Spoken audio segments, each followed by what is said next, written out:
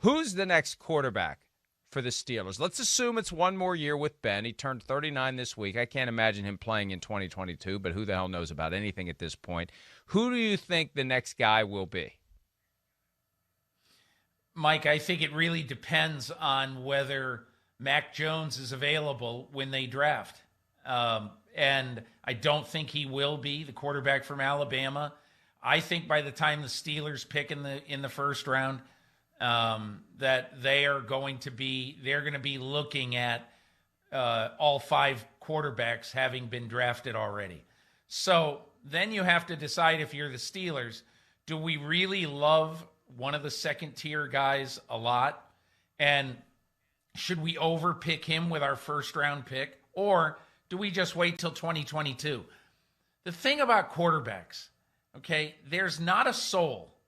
And look, I wrote about Zach Wilson this week in my column. And 1 year ago today, Zach Wilson was in a 3-man competition for the starting job at Brigham Young.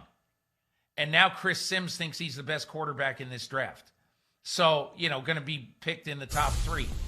So that's why you can look at the draft and say, well, this year is gold for quarterbacks. Absolutely gold.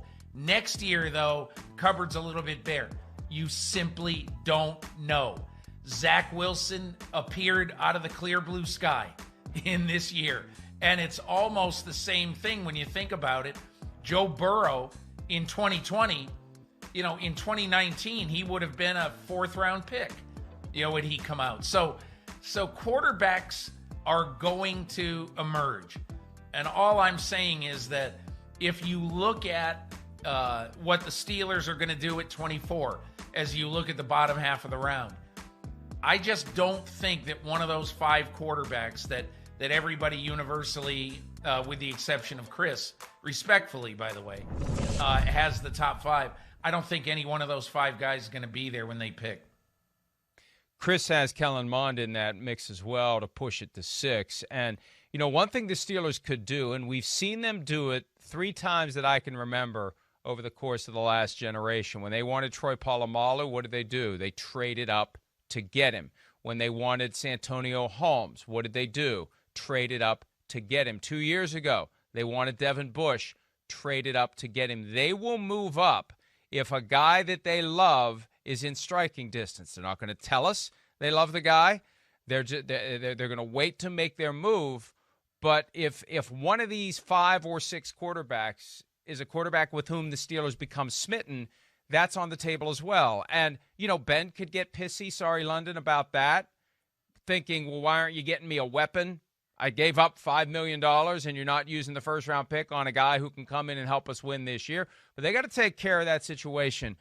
Peter, the last time they went down this road, franchise quarterback on his way out, they passed on Dan Marino because it was going to be awkward. Dan Marino and Terry Bradshaw, and Chuck Noll pushed for Gabe Rivera because they need to go defense. Defense is what made us who we are. And Terry Bradshaw had minor elbow surgery under the assumed name Thomas Brady in March, and he only threw 8 more passes over the course of his career, and they could have had Dan Marino. So I think that's part of it too. If there's someone they like and he is available, they can't hesitate to either take him or trade up to get him if they think they can do it, just because Ben may not like it.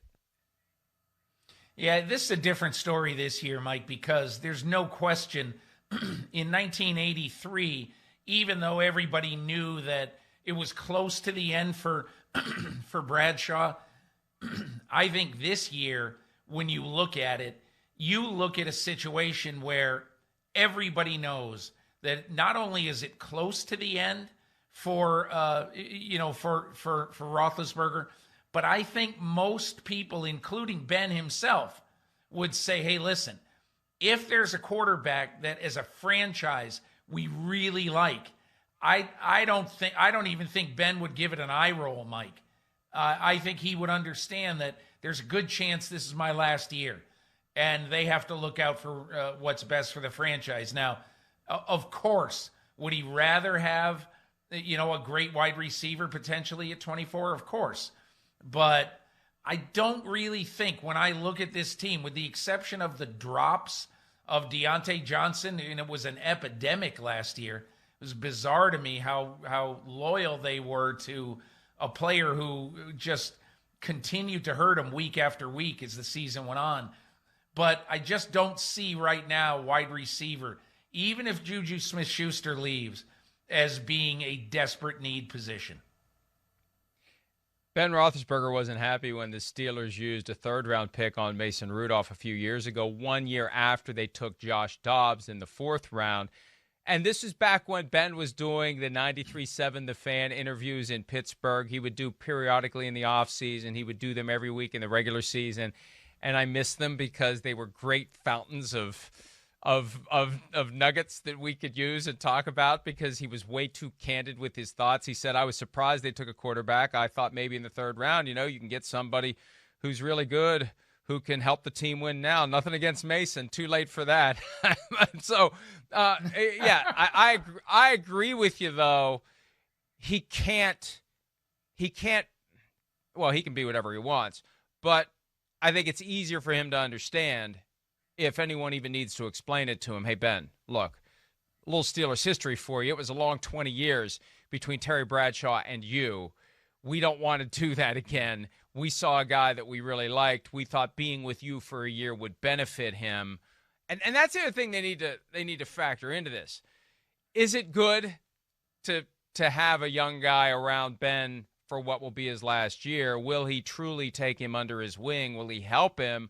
Or will he have just no use for him whatsoever because this guy's not helping my goal of doing what Jerome Bettis did and walk off into the sunset with a brand new Lombardi trophy? To me, Ben is not your sort of Drew Brees type tutor. Like if you talk to Taysom Hill, he'll tell you that he's been a puppy dog around Drew Brees for the last 2 or 3 years. And Brees has helped him legitimately. Not helped him take his job, but helped him because the kid works hard. And I don't see Ben Roethlisberger being that way, because I don't think he is one of these. And again, I'm not there, so what do I know?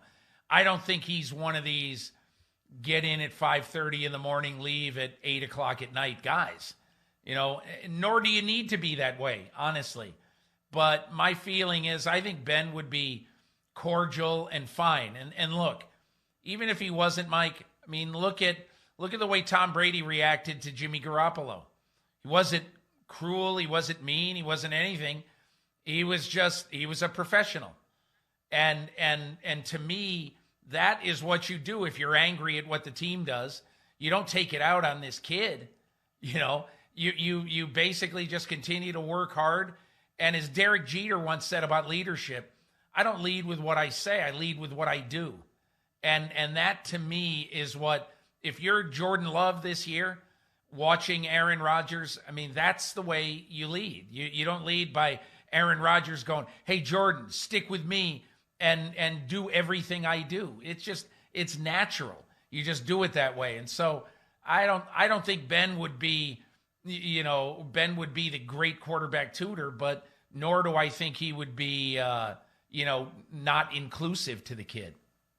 Now, Mac Jones, here's what you do when you want to embellish an injury.